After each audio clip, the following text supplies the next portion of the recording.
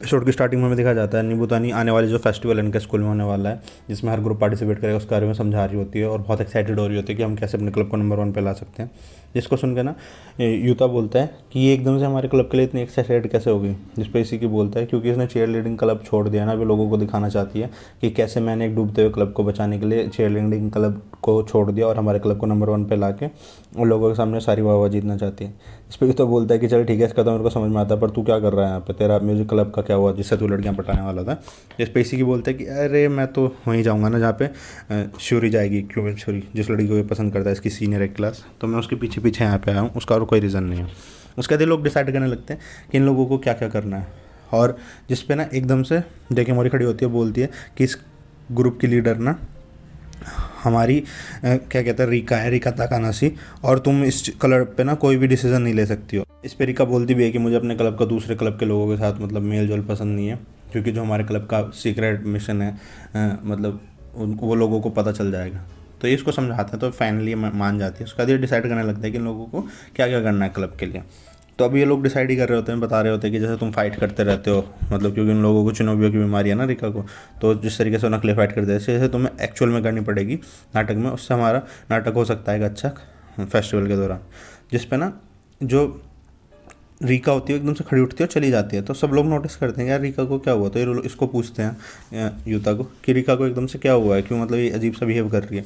तो ये कहता है कि मुझे नहीं पता है, मैं नहीं जानता। तो ये बोलते हैं कि क्यों तेरे साथ ही तो आई थी ना ये घर से, तो तेरे को कैसे नहीं पता। तो ये बोलता है कि यार जब से हम बीच से आए हैं ना तब से अजीब सा बिहेव कर रही है। तो ये लोग मतलब जैसे बीच वर्ड यूज बोलता है तो ये लोग समझ जाते हैं कि कुछ गड़बड़ है, उसको फिर डांट के मतलब बोलने लगते हैं कि तू कुछ छुपा रहा है हम लोगों को बता। तो जिस पे यूता बोलता है कि यार देखो मुझे कुछ नहीं पता है, बस उस रात को ये मेरे घर रुकी थी क्योंकि इसके रूम की चाबी रहेगी तो उसके सिवा कुछ नहीं। तो ये लोग इसको डांटने लग जाते हैं, बोलते हैं कि तूने कुछ मिसबिहेव तो नहीं किया इसके साथ कुछ भी। तो ये बोलता है कि नहीं यार कुछ नहीं किया। और ये ना ये बातें नहीं बताता कि इसके फादर की डेथ हो रखी है और ये चुनूबियो इसीलिए इसको हो रखा है क्योंकि इसके फादर की डेथ की वजह से, या फिर ये अपने पुराने घर में गई थी और रिकार्ड तोका की लड़ाई हुई, ऐसा कुछ नहीं बताता। उसके बाद ये अपने घर आ जाता है।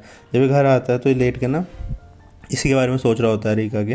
तभी ना इस एकदम इसको ना कुछ आवाज़ सुनाई देती है अपनी खिड़की पे। खिड़की चेक करता है तो इसको ना देख इसको लगता है इसके बेड के नीचे कुछ है, तो बेड के नीचे देखता है तो होती है तोका, रीका की बहन।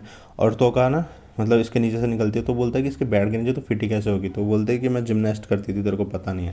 और फिर उसको बोलने लग जाती है कि जो मेरी बहन है ना, कि मुद्दे पे आप मुद्दे की बात करते हैं, मेरी बहन है ना जिस दिन से आई है घर से ना तो लंच खाती है ना अच्छे से डिनर करती है, और मतलब बहुत ही अजीब तरीके से बिहेव कर रही है। और तू उसका दोस्त है तो तुझे तो समझना चाहिए ना, तू ही उसको लेकर उस दिन घर पे गया था हमारे पुराने घर, तो तुझे उसे समझाना चाहिए। तो ये बोलता है कि इतना मतलब ख़राब हालत है क्या। वो बोलती है कि हाँ। तो बोलता है कि ठीक है मैं उससे बात करता हूँ। तो इससे बात करने के लिए ना मतलब इसके पास जाता है लंच टाइम में, अगले दिन स्कूल में ये लंच कर रही होती है। तो इसके पास जाता है, इससे बात करने की कोशिश करता है। और एक चीज़ है रीका की, रीका ना टमाटर नहीं खाती है, टमाटो।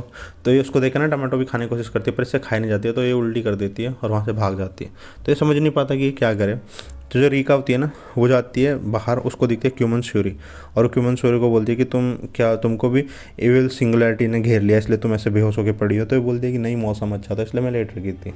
तो ये बोलते हैं कि नहीं नहीं तुम मौसम अच्छा था इसलिए नहीं लेट रखी थी, रीका बोलती है जैसे क्यूमन श्योरी को, और तुम इसलिए लेट रखी थी क्योंकि तो इविल जो सिंगुलैरिटी है ना उसने तुम्हें पॉजेस कर लिया। तो ये बोलते इविल सिंगुलैरिटी, तो बोलती है कि हाँ, और इविल सिंगुलैरिटी ने ही डार्क फ्लेम मास्टर को भी पॉजेस कर लिया, मतलब युद्धा की बात करती है। वो बोलती है कि मैं उसको अपने ब्यूरो पे ले गई थी, वहाँ पे उसके ऊपर एक मैजिक हो गया जिसकी वजह से वो वियर्ड बिहेव कर रहा है। इस पर क्यूमन चोरी बोलती है कि इसीलिए यूता ऐसा अजीब सा बिहेव कर रहा है और तुम मुझसे बात नहीं करी। तो बोलती है कि हाँ, और हमें आज रात को ना उसके ऊपर से जो मैजिक है ना उसको उतारना पड़ेगा।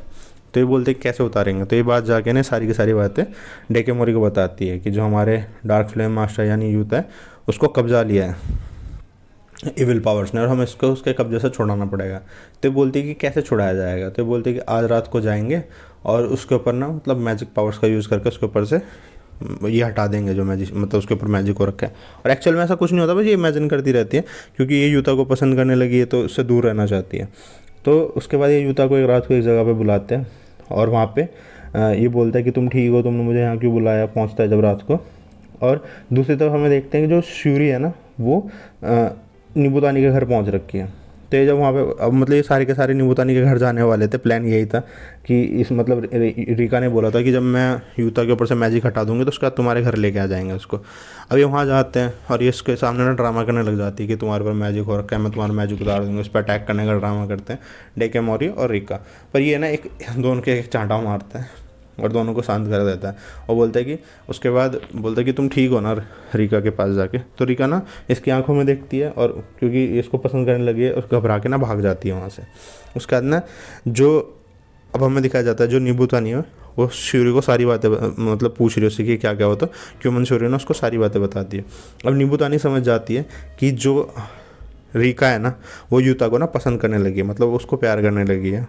अगले दिन स्कूल का सीन दिखाया जाता है और सब अपना काम वाम कर रहे होते हैं और सिर्फ निबुतानी नोटिस करती है कि जो रीका है ना वो यूता की साइड बिल्कुल नहीं देख पा रही है। तो उसके पीछे पीछे वॉशरूम में जाती है और वहाँ पे बोलती है कि रीका मुझे तुमसे ना कुछ बात करनी है यूता के बारे में। तो ये बात सुनते ना रीका घबरा जाती है, उसके ऊपर पानी पुनी फेंकने लगती है, भागने लग जाती है, बोलती है कि तुम्हें भी इविल सिंगुलैरिटी ने ना पोजेस कर लिया है। वहाँ से भाग जाती है तो उसके पीछे आती है, उसको पकड़ती है और बोलती है कि तुम ना यूता को पसंद करने लगी हो। तो ये बोलती है कि नहीं ऐसा कुछ नहीं है, मैं उसको पसंद नहीं करती। तो कहती है कि नहीं तुम उसको पसंद करती हो तो अभी तुम ऐसे ड्रामे कर रही हो। तो ये कहती है कि मैं मतलब मेरी जो आई है ये सबसे पावरफुल है और डार्क फिल्म मास्टर के साथ मैंने एक बॉन्ड तो मतलब बांधा है, पर वो बॉन्ड ना लव की ज़रूरत नहीं है हम लोगों को। तो ये बोलती है कि तू बेवकूफ़ हो गई है, ठीक है, तो उसको पसंद करती है तो इसलिए ऐसा ड्रामे कर रही है। तो ये भागने लगती है वहाँ से। तो बोलती है भाग जा, तुझे जहाँ भागना है, पर भागने से कुछ नहीं होगा, मैं तो तेरी हेल्प करने आई थी। तो जैसे ये वर्ड सुनती है ना रीका उसके पास आती है तो ये बोलती है मुझे क्या करना होगा। उसके बाद सीन शिफ्ट होता है, हमें दिखाया जाता है कि जो निबुतानी है ना सबको काम देती है। वो बोलती है क्यों मंसूरी को और इसी को एक साथ भेज देती है और जो हमारा यूथ होता है रीका को एक साथ भेज देती है पोस्टर लगाने के लिए। और डेकेमोरी बोलती भी है कि तुम ऐसे ऑर्डर देने वाली कब से हुई, पर इस पर ना जो रीका होती है कोई वो नहीं करती, ज़्यादा ड्रामे नहीं करती, कुछ नहीं बोलती और वो चली जाती है एकदम से यूता के साथ। तो डेकेमोरी को अपने साथ खींच के ले जाती है। और उसने ना कुछ प्लान बनाए होते हैं। अब जैसे रीका काम कर रही होती है यूता के साथ तो उसने ना एक बुक लेके आई होती है कहीं से उठा के, नहीं बतानी, जिसमें मतलब लिखा होता है कि कैसे आप अपने प्यार का इजहार करें सामने वाले के सामने। तो उसके थ्रू उस बुक में लिखा होता है कि एक लड़की को लड़के से पूछना चाहिए कि मैं कैसे लगती हूँ। तो ये पूछने की कोशिश करती है रीका यूता से कि मैं कैसे लगती हूँ, पर ये बोल ही नहीं पाती, ये उल्टा कुछ गलत बोल देती है। तो इस चीज़ को ना छुप के दूर से देख रही होती है बैठ के निबुतानी, और निबुतानी को बहुत गुस्सा आता है। तभी वहाँ पे क्यूरी भी आ जाती है और क्यूरी बोलती है कि तुम यहाँ क्या कर रहे हो। और तो इस पर निबुतानी बोलती है कि चीज़ तो मैं तुम्हें भी पूछ सकती थी, तुम्हें काम दिया था इसी की कहाँ है। तो इसी की वो बोलती है इसी की को ना पकड़ के ले गए उसके कुछ सीनियर्स। तो उसके बाद ना फिर ये देखते जब कुछ कर नहीं पाती तो मतलब जो निबुतानी होती है वो रीका के पास जाती है, उसको समझाती है फिर से कि देख इस बार ना तू उसके पास जाना, मतलब उसके एकदम क्लोज हो जाना, और मतलब तो जैसे एकदम क्लोज जाना है, ठीक है, ताकि मतलब वो मतलब एकदम तुम एक दूसरे के क्लोज हो जाओ। तो ये जाती है और वो पोस्टर लगा रहा होता है यूता बोलता है कि मुझे टेप दे सकती हो तुम रीका। तो रीका उसको टेप नहीं देती, चुपचाप खड़ी रहती है। तो बोलता है कि ठीक है मैं खुद ही ले लूँगा, क्योंकि वो जानता है कि रीका के ड्रामे ऐसे चलते रहते हैं। जैसे टेप लेने के उसके पास आता है तो निबुतानी बोलती इशारा करती कि राइट टाइम है, मतलब तू उसके पास जा। वो उसके पास जाने के लिए सर ऊपर को उठाती है और उसका मतलब उसका जो सर होता है एकदम से उसके मुँह पर टकरा जाता है यूता के, और यूता को चोट लग जाती है। तो उसके बाद ये बोलती है कि मतलब निबुतानी को बहुत गुस्सा आता है, वो बोलती है कि तो कुछ कर ही नहीं सकती। तो फाइनली ये दोनों ना उसको छत पे भेज देते हैं इन दोनों को अकेला। तो ये दोनों छत पे चले जाते हैं, बोलते हैं कि यहाँ पे भी हमारे पोस्टर लगाने तुम दोनों को। तो ये बैठे होते हैं, निबुतानी बोलती है नीचे से चिल्ला के पोस्टर थोड़ी देर में आ रहे हैं और तुम थोड़ी देर वहीं पे बैठे रहो। अभी दोनों बैठे होते हैं तभी ना जो यूता होता है वो रीका को बोलता है कि रीका सॉरी, और मैं जानता हूँ कि जो तुम चुनी हुए वाला ड्रामा करती हो वो इसलिए करती हो क्योंकि तुम अपने फादर को याद करती हो, और तुम चाहो तो अभी मुझसे उस टॉपिक पे बात कर सकती हो अपने फादर के बारे में। मैं जानता हूँ जो अभी मतलब जैसे सूरज ढलता है इस टाइम पे तुम्हें जो सिंगुलैरिटी दिखती है, मतलब एक क्योंकि जिस टाइम उसके फादर गुजरे थे तो उस टाइम पे सूरज ढल रहा था, सूरज की रोशनी मतलब पानी पे पड़ रही थी, तो उसको एक लाइन से दिखाई दी थी जिसको सिंगुलैरिटी लाइन बोलती है, जिसकी बोलती है इसके पार मेरे फादर है, कि तुम्हें उस चीज़ की याद आएगी तो तुम मुझसे अभी उस टॉपिक पर बात कर सकती हो। तो यूता के मुंह से ये सब बातें सुन के ना रीका एकदम से घबरा सी जाती है और वो ना उठ के उसके पास आने लगती है, बोलती है कि यूता मैं तुमसे कुछ कहना चाहती हूँ। पर ये छत पे जा रखे होते हैं तो इसका पाँव फिसल जाता है, ये गिर जाती है और मतलब छत पे लटक जाती है। तो यूता इसको बचाने की कोशिश करता है पर ये इसको बचा नहीं पाता। तो नीचे से लड़कियाँ मतलब जो बच्चे खड़े होते हैं चिल्लाते हैं कि थर्ड फ्लोर पे आ जाओ, वहाँ से तो उसको पकड़ सकता है। और ये भाग के थर्ड फ्लोर पे आता है और जैसे ही एमएसएस के रूम में आते हैं ना रस्सी से लटक कर इसको पकड़ लेता है, उसी तरीके से सेम इसको ये बचा लेता है यूता रिका को नीचे उतार लेता है, और जैसे इसको बचाता है ना, रिका इसको अपने गले लगा लेती है मतलब, और रोने लग जाती है, और नींबूतानी भी भाग के आती है, पर इन दोनों को गला हुआ लगा देख के ना वो भी वहीं चुप हो जाती है। और बस ये दोनों एक दूसरे के गले लग जाते हैं, और रिका ज़ोर ज़ोर से रोने लग जाती है, और यूता उसको मतलब शांत कराने की कोशिश करता है। और यहीं पे हमारा एपिसोड 9 ख़त्म हो जाता है। अब आगे देखते हैं कि क्या होगा, मतलब ये इसको बोल पाएगी कि नहीं मैं इसको पसंद करती हूँ कि नहीं। तो अगर आप वो सब जानना चाहते हो कि इन दोनों के बीच में आगे क्या होगा, तो आप वीडियो को लाइक कर सकते हैं, शेयर कर सकते हैं, और चैनल को सब्सक्राइब तो कर ही सकते हैं, ताकि मैं इस एनीमे को आगे मतलब और आगे सारे एपिसोड एक्सप्लेन करूँ। उसके लिए आपको खूब ज़्यादा व्यूज़ देने होंगे इस एपिसोड को। Thank you so much.